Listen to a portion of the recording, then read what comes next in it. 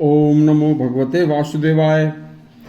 आज के इस अति दुर्लभ श्रेणी के प्रसंग में महाभारत का जब युद्ध समाप्त हो गया था तो उस समय पर, अंतिम समय पर वेद व्यास ने धृतराष्ट्र को 11 वचन सुनाए थे जो अति दुर्लभ श्रेणी के हैं।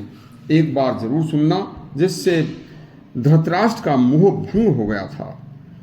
महाभारत का महासंग्राम समाप्त हो चुका था।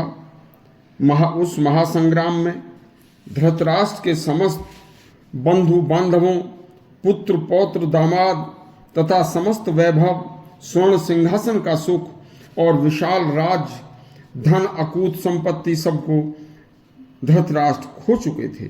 दिन रात अपनी विधवा हो चुकी पुत्री, पुत्रवधू, पौत्र पौत्री, बेटी आदि का करुण क्रंदन उनके कानों से सुनते सुनते मोह रूपी जाल में वह किंकर्तव्य विमूढ़ हो गए थे। न रात्रि को नींद आती थी, न दिन में चैन मिलता था। एक दिन जब विदुर जी ने धृतराष्ट्र की ऐसी हालत देखी तो अपने बड़े भ्राता के प्रति विदुर जी का मोह उमड़ कर आ गया था। तो विदुर जी उल्टे पांव भगवान श्री कृष्ण के पास गए और उनसे धृतराष्ट्र को शांति देने के लिए आग्रह किया और उनके मन का मोह भंग करने के लिए कहा। तो श्री कृष्ण ने यह कार्य महर्षि वैशंपायन मुनि वेद व्यास को सौंपा।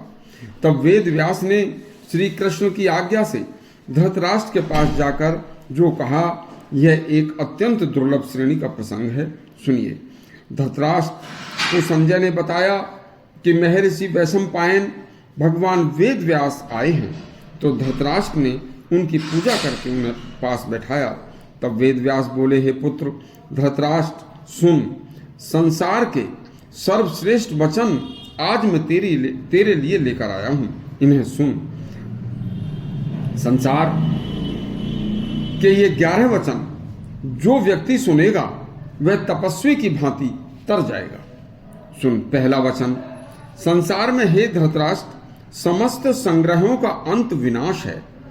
कोई भी संग्रह स्थायी नहीं है, तो फिर किसी भी प्रकार की चिंता नहीं करनी चाहिए। दूसरा वचन, सारी उन्नतियों का अंत पतन है, तो फिर शोक किसके लिए। तीसरा वचन, संयोग का अंत वियोग है, तो जब चिंता इसकी करने से कुछ मिलेगा नहीं तो दुख किस बात का। चौथा वचन, जीवन का अंत मरण है। जब यह बात सत्य है तो शोक किस बात के लिए करने हो जब मरना ही आवश्यक है।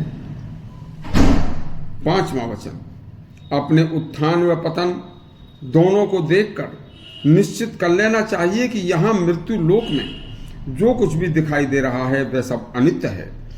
एक दिन यह सब दुख का रूप होगा, तो फिर दुख को क्यों अपनाएं, क्यों सोचें। छठा वचन, धन के उपार्जन में दुख होता है, धन के अर्जित करते हुए धन की रक्षा में भी दुख होता है, तो फिर इसके महत्व को अच्छे ढंग से विचार करना चाहिए। सातवां वचन, किसी भी तरह धन के नाश हो जाने पर दुख होता है और धन के खर्च हो जाने पर भी दुख होता है। तो दुख का कारण जब धन है तो फिर दुख नहीं करना चाहिए। आठवां वचन, इस प्रकार के राजा धृतराष्ट्र जो धन केवल दुख का ही कारण हो, तो ऐसे धन को धिक्कार है, उसकी सोच छोड़ देनी चाहिए, उस धन रूपी दुख की गहनता को त्याग दो।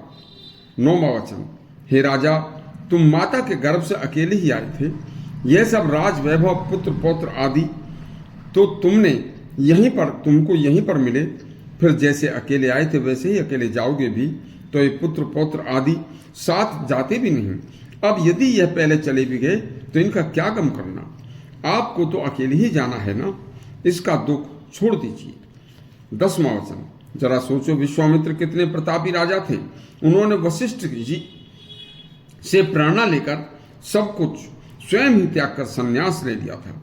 राजसी ठाट व सभी वस्त्र, रेशमी वस्त्र त्याग कर वल्कल वस्त्र पहनकर वन को चले गए थे।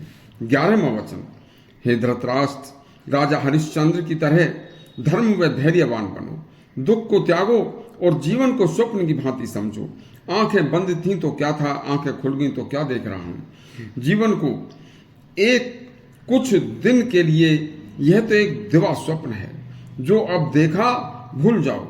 मोह त्याग कर धर्म की राह पकड़ो, अगला रास्ता भी तो सुगम बनाना है। इस तरह से 11 बातें धृतराष्ट्र को समझाकर वेद व्यास ने धृतराष्ट्र का मोह दूर कर दिया था। यदि आपको यह प्रसंग अच्छा लगा हो तो हमारे चैनल सब्सक्राइब करें और घंटी दबाएं। धन्यवाद।